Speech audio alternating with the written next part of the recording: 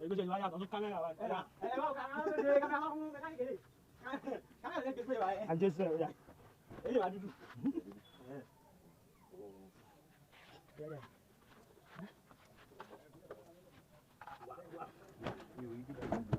Tôi sẽ đi. Có cái tao sẽ chạy.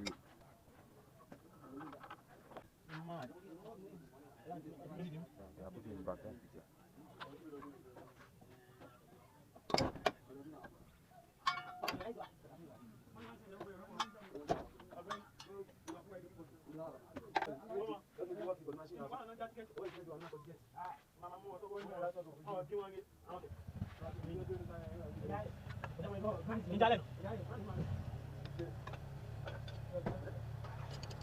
Bravo. Dạ.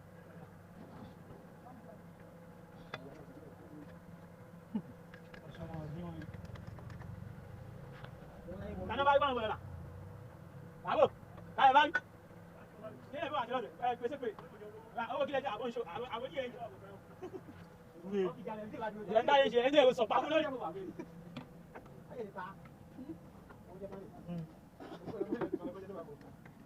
Nó đang bên này nó đi lên này. Bây giờ sao? Bây giờ đi gì còn đây đây. Đâu sắp lại đấy, đâu sắp lại đấy.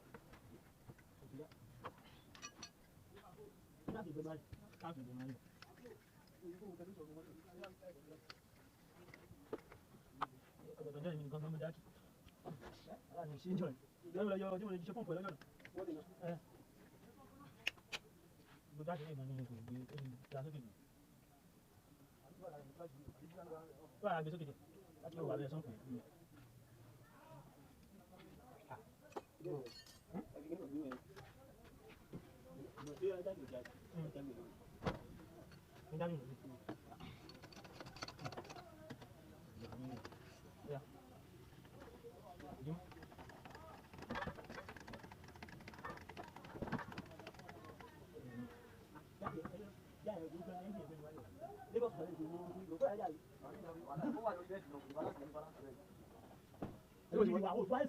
Ó làm lại cái gì? Cái giá này gì? Ó ti wọlé gan lókè. Ó ti wọlé lókè.